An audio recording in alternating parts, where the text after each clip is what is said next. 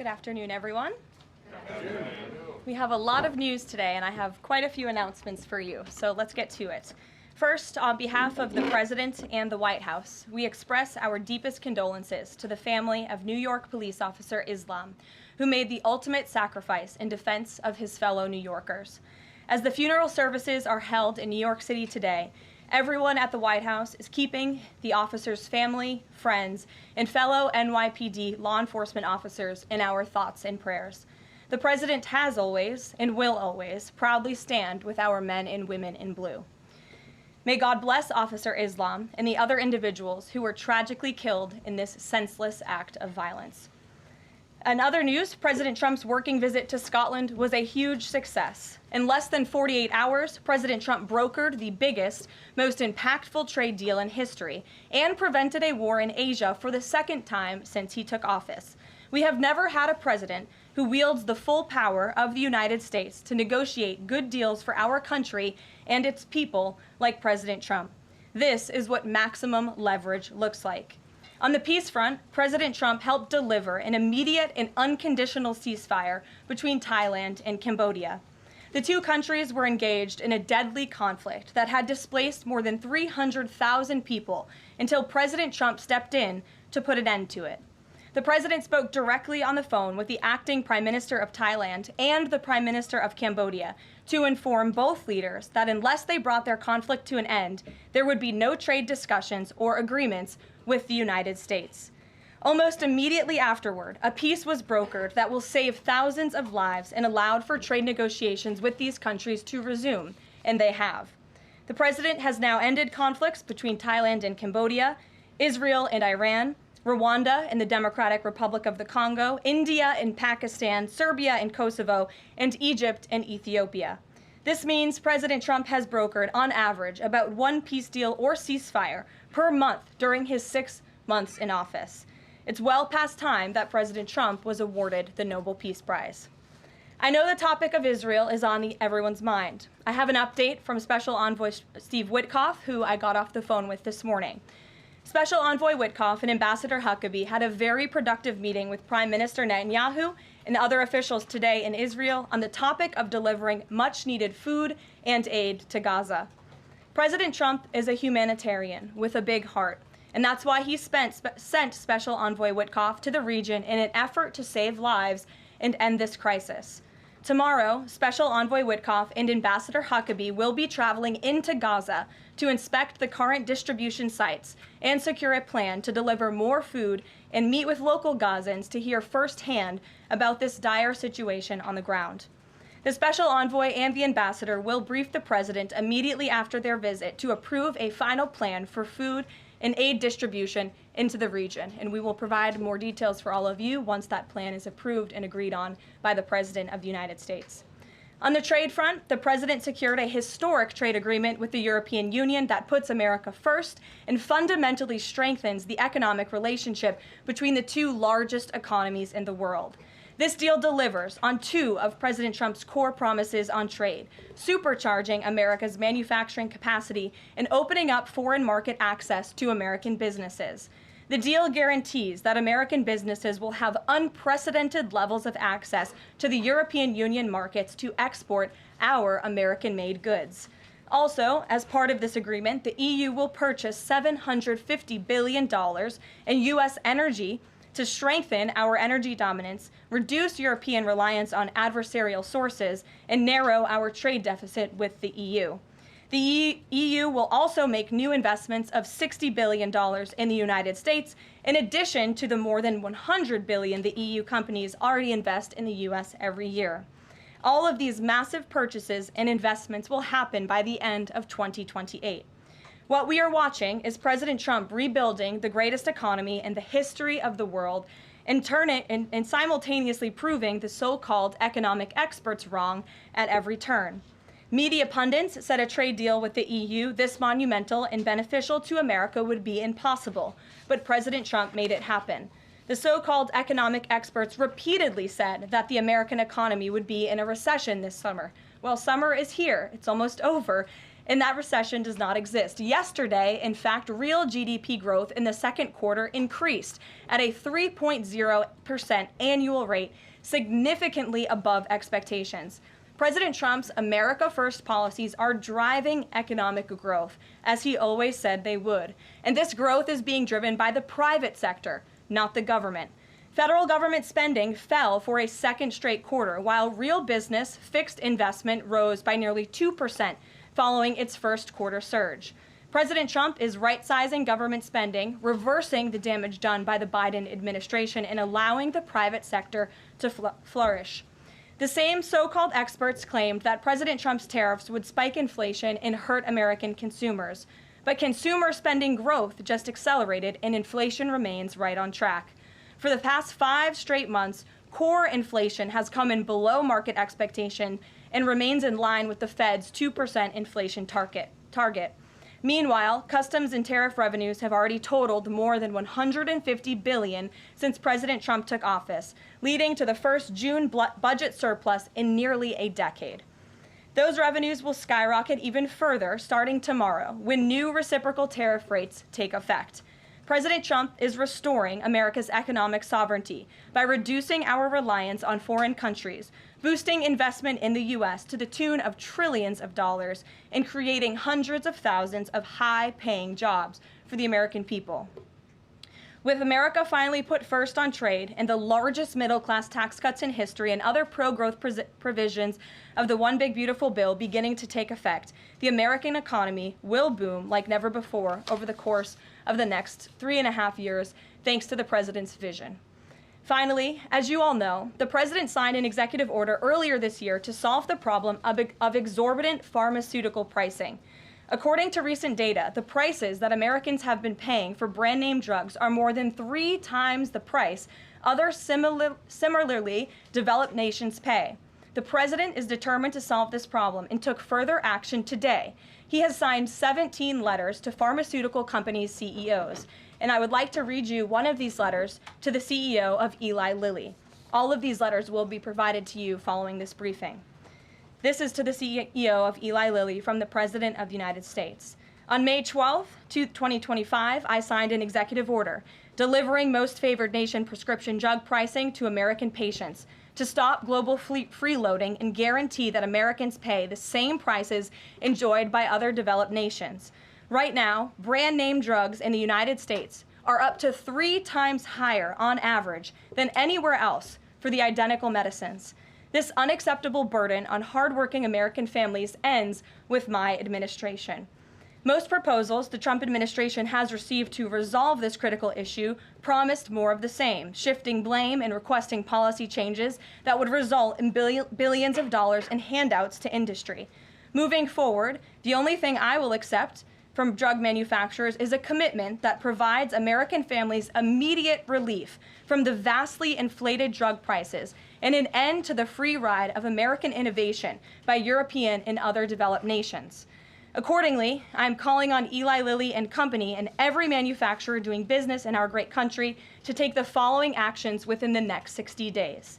Extend the most favored nation pricing to Medicaid, guarantee most favored nation pricing for newly launched drugs, return increased revenues abroad to American patients and taxpayers, provide for direct purchasing at most favored nation pricing. The President's team, including Secretary Kennedy and Administrator Oz, stand ready to implement these terms. The President expects to further engage with them immediately in good faith to deliver relief for American families. Make no mistake, a collaborative effort towards achieving global pricing parity would be the most effective path for companies, the government, and American patients. But if you refuse to step up, we will deploy every tool in our arsenal to protect American families from continued abusive drug pricing practices. Americans are demanding lower drug prices, and they need them today. Other nations have been freeloading on U.S. innovation for far too long, and it is time they pay their fair share. I look forward to your binding commitments to each of these goals by September 29th, 2025, and my team stands ready to assist with implementation questions. Thank you for your immediate attention to this vital national priority. Signed, President Donald J. Trump. Again, to the CEO of Eli Lilly, this letter in its form has been designed for each of the 17 major drug and pharmaceutical companies in the United States, and we're happy to provide you the full list. And I believe you will see all 17 letters popping on Truth Social very shortly, so you can look out for those, and I'm happy to take any further questions. Before we get to questions, I do have one other announcement from the White House and from the President. We are proud to announce that the construction of the new White House Ballroom will begin. For 150 years, presidents, administrations, and White House staff have longed for a large event space on the White House complex that can hold substantially more guests than currently allowed. President Trump has expressed his commitment to solving this problem on behalf of future administrations and the American people. The White House is one of the most beautiful and historic buildings in the world. Yet the White House is currently unable to host major functions, honoring world leaders in other countries without having to install a large and unsightly tent approximately 100 yards away from the main building's entrance. The White House State Ballroom will be a much-needed and exquisite addition of approximately 90,000 total square feet of innately designed and carefully crafted space with a seated capacity of 650 people, which is a significant increase from the 200-person seated capacity in the East Room of the White House. In recent weeks, President Trump has held several meetings with members of the White House staff, the National Park Service, the White House Military Office, and the United States Secret Service to discuss design features and planning.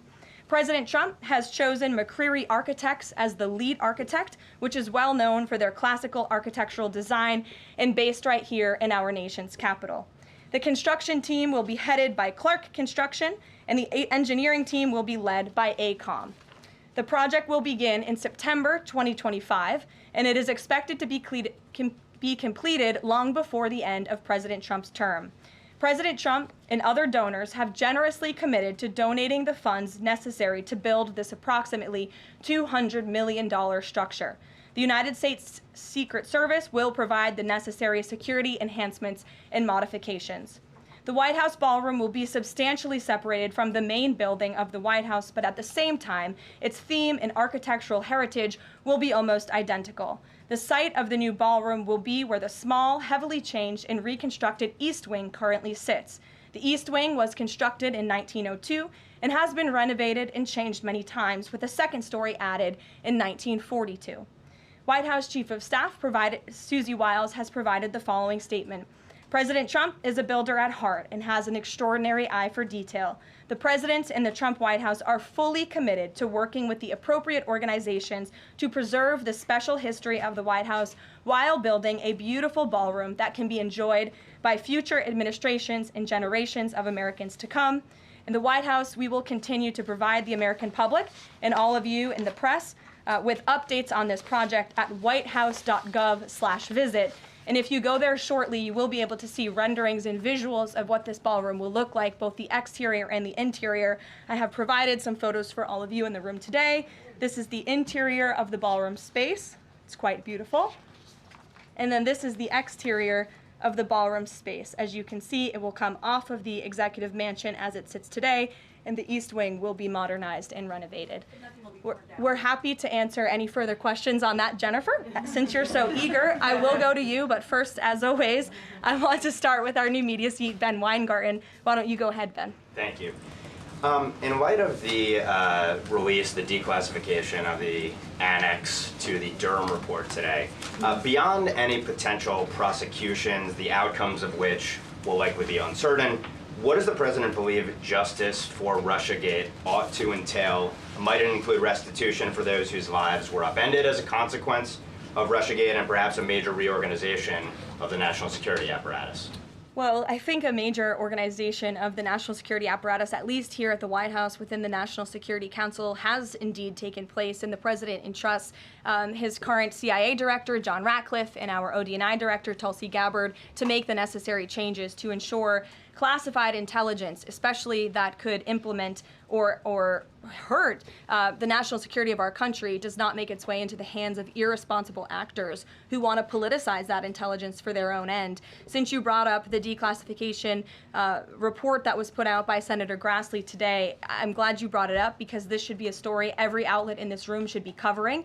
This is further evidence that Hillary Clinton approved the Russia hoax against President Trump. Her campaign financed it. Again, she approved it. And the FBI and the CIA were both weaponized to, as our director of CIA has said, accelerate this hoax against then candidate and former President Trump. To answer the heart of your question, the president wants to see justice served, and he trusts the Attorney General and the Department of Justice to implement that justice and hold these people accountable. One more question, briefly, Sure. if I may, on a totally different topic. There's been legislation reintroduced in the House and Senate on designating the Muslim Brotherhood as a terrorist organization. The Muslim Brotherhood is considered by many to be the fountainhead of Sunni Islamic supremacism from which Hamas and other groups have spawned, with a nexus to domestic organizations as well. Does the president support designating the Muslim Brotherhood as a terrorist organization? Frankly, I'm not sure because I haven't talked to him, and I would never want to get ahead of the National Security Council on specific designations. It sounds like something this administration would support, but we can get a firm answer for you. How's that? Thank you. Thanks for being here. Jennifer, go ahead. Eager beaver today. How much of the East Wing will be torn down? The entire East Wing or just parts of it? So the East Wing is going to be modernized. The necessary construction will take place. And for those who are housed in the East Wing, including the Office of the First Lady, the White House Military Office, the White House Visitors Offices, those offices will be temporarily relocated while the East Wing is being modernized. And then on Israel-Gaza, there are some reports that negotiations with Hamas might not be continuing. Did you get any updates from Steve Witkoff on that? I did. Special Envoy Witkoff is actively talking with our counterparts in Israel about that, and he wants to give some grace to the president so he can fully brief the president on what he's learning on the ground in both Israel and Gaza. But the president put out a very strong statement on Truth Social this morning, which I'm sure you saw, and he said the quickest way to end this entire conflict, the humanitarian crisis that we've seen, and the crisis in Israel that of course started on October 7th when Hamas brutally kidnapped and raped innocent Israelis, that terrible terrorist attack, is for Hamas to surrender, to release all of the hostages, and to end this conflict. And that's what the president wants to see. He's made that very clear. But the special envoy will be in Gaza tomorrow, as I shared with you previously. Josh. Can you give us a little more clarity on the tariff timing? You said that the reciprocals will take effect tomorrow. Yes. Does that include the new auto rates, for instance, on Japan, Korea, the EU? Is this all coming effective tomorrow? So some of the countries you just mentioned, Japan, South Korea, they have bespoke trade deals that the president cut, which, just to backtrack for a second, Josh, we promised that the president would negotiate with countries all around the world to cut tailor-made trade deals depending on those countries' challenges, how badly they've ripped off the United States of America and our manufacturing industry and our workforce in the past. And he has done that. Of our 18 major trading partners, 2/3 of those trading partners have a deal. We've sent out 17 letters to countries around the world. And the rest of those countries that either do not have a deal or have a letter, they will be hearing from this administration by the midnight deadline tonight. So yes, tomorrow, August 1st, the reciprocal rates will be going into effect. If more deals are cut between now and midnight, I will never count out the president. You've seen him do it before. He cut 3 deals in one day very recently. So we'll see what happens. I do know foreign leaders are ringing his phone, realizing this deadline is a real thing for them tomorrow, and they're bringing offers to the table. And we're reporting that the president wants to meet David Solomon of Goldman Sachs today. Can you say what they'll discuss, if anything, in that meeting? I won't discuss the president's private meetings from this podium, and it hasn't taken place yet unless he gives me liberty to do so. And finally, have you talked with the president about his position on the stock trading ban bill for Congress? He obviously had pretty loaded comments about Senator Hawley. There's some reporting that they've since spoken. What is his position on the current status of that bill? The president has spoken to Senator Hawley, who called him, and the president took that call. As the president said in the Roosevelt Room yesterday, conceptually, he of course supports the idea of ensuring that members of Congress and United States senators who are here for public service cannot enrich themselves. And the reason that this idea to put a ban on stock trading for members of Congress is even a thing is because of Nancy Pelosi. I mean, she is rightfully criticized because she makes, I think, $174,000 a year, yet she has a net worth of approximately $413 million. In 2024, Nancy Pelosi's stock portfolio, this was a fascinating statistic to me, grew 70% in 1 year in 2024, and her portfolio outperformed every single large hedge fund in that same year, and even more than doubled the returns of Warren Buffett's Berkshire Hathaway. So I think the president stands with the American people on this. He doesn't want to see people like Nancy Pelosi enriching themselves off of public service and ripping off their constituents in the process. As for the mechanics of the legislation and how it will move forward, the White House continues to be in discussions with our friends on Capitol Hill. Emily, in a new seat today. Thanks, Caroline. I wanted to ask about this report that the president wants to host a G20 meeting at Trump Durrell. How is he going to do that, considering all the preparations that have been going on in South Africa? And also, would that be seen as his businesses possibly profiting from hosting this kind of meeting? I would reject that premise entirely. We have announcements and details forthcoming on the G20, but my understanding is no firm announcement is ready to be made at this time. I did see the report, but we're not in a place to confirm it just yet. Michelle?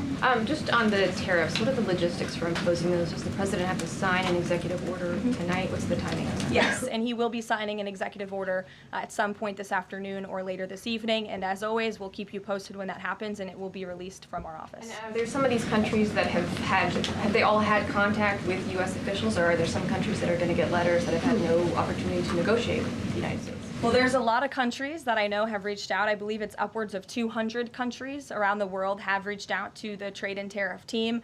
Of course, as I said previously and the president said, we're going to prioritize our key trading partners, which we have done. Like I said, of the 18, 2/3 of those we have cut these tailor-made deals with. But I do know that the trade team has been working around the clock to try to be in correspondence with as many countries as possible. But if they haven't heard from us yet, they will in the form of a letter or an executive order by midnight tonight.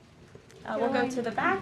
Sure, go ahead. In the back left. Thank you. Amanda, yes. Thank you very much. I have a talk ask about the U.S. Amanda, you can go up. U.S. and South Korea tariff negotiations. At the tariff negotiation between South Korea and the United States concluded yesterday. President Trump stated on his SNS, Truth Social, that he would announce the specific details of the investment in the United States at the South Korea-United States summit in 2 weeks. My question is this tariff negotiation a final agreement, or is further negotiation necessary? Well, yes, as you know, the president met with representatives of the Republic of South Korea here at the White House yesterday, and they did, in fact, reach a deal. And South Korea will pay a 15% tariff rate, including 15% on autos, while providing historic market access to American goods like autos and rice. Korea will purchase $100 billion in American energy by 2028. And the centerpiece of this deal is that South Korea has agreed to invest $350 billion at the president's direction to revitalize American industry. 90% of those profits will go to the United States government to help pay down our debt and for other matters at the president's choosing. So it was a very successful meeting yesterday. Do you have any set up the further U.S.-South Korea summit day? I'll get you something on that. I don't have it at my fingertips. Okay, Amanda. Thank you, Caroline. There are a number of congressional Republicans who have raised the alarm about the fact that roughly 80% of pharmaceuticals are either manufactured or their precursors are manufactured in either China or India. There are some pieces of legislation, some recommendations, which include either onshoring, nearshoring, or friendshoring, those components of that. Do you know if the president intends to throw the weight of the executive behind that? I don't have any updates for you at this time. I do have an update on our EU trade deal. I stand corrected. It's not $60 billion in investments. It's $600 billion in investments. I want to make that very clear. And I personally watched the president behind closed doors with the European president in Scotland negotiating this deal. And he got the most juice out of that squeeze that he could. And he was constantly looking out for America's interests. So I just wanted to clarify that one point. Deanna. Thanks, Caroline. For the countries that don't have a deal yet, should we be looking at the April 2nd chart at all Or is he negotiating and talking about having a set tariff rate, 10%, 20%? Those discussions are taking place with the trade team today, and again, we'll provide further guidance with that executive order once it is signed, and the answer to that question will be in that executive order. Is he looking to provide any more extensions today after his phone call with Mexico? Is there any other conversations like that? I do know that other foreign leaders around the world have reached out, and if the president decides to share the conclusions of those calls with all of you, he will do so himself. But I do want to reiterate what the president said about Mexico. Mexico is still paying tariffs. They're paying a 25% tariff on fentanyl, 25% tariff on cars, a 50% tariff on steel, aluminum, and copper. And additionally, Mexico has agreed to immediately terminate its non-tariff trade barriers, of which there are many. And as the president said, we will continue to talk to Mexico over the next 90 days with the goal of signing a larger trade deal. The key to this, again, is Mexico has agreed to terminate those non-tariff barriers and to continue to work with us in good faith. Mexico is a very unique situation of all the other countries around the world because, of course, we share our southern border with Mexico, which we've seen an increase in cooperation between Mexico's President Claudia Sheinbaum and our administration on clamping down on drug trafficking and human trafficking at the southern border. We appreciate those efforts and will continue to work in good faith and to continue to have these trade discussions as well. Joey. Yeah, thanks, Caroline. Just clarifying on a previous question. President Trump has indicated he's been looking at either 15% or 20% baseline universal tariff. Has he landed on one of those yet? I won't get ahead of the president on that baseline announcement. And then secondly, what did Treasury Secretary Bessent mean yesterday when he called the new Trump accounts for newborns a, quote, backdoor to privatizing Social Security? Does the administration view this new Trump accounts as a way to, in the long term, perhaps privatize Social Security? What the Secretary of Treasury was saying and what this administration believes is that these Trump newborn accounts, which is an incredibly creative and great provision that was in the One Big Beautiful Bill for newborn babies and families and future generations of Americans, will help supplement, not substitute, Social Security. The Trump administration is wholeheartedly committed to protecting Social Security. The president did it in his first term. He's doing it again in this term. But these newborn accounts are another revenue stream for young people to watch their money grow throughout their lives and to one day be able to access those funds so they can hopefully build a home and live the American dream. Jake. Just one follow-up on tariffs and then one not. Is the president at all considering extending the August 12th China deadline at all? Is that in consideration?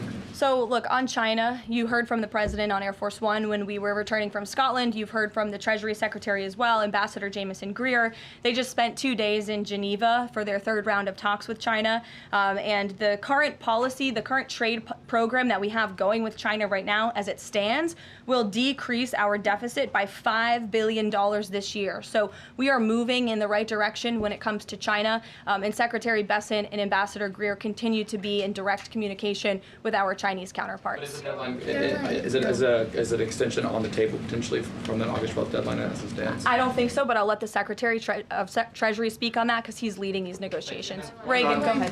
Thanks, Caroline. There's growing frustration that more of Trump's nominees haven't been confirmed.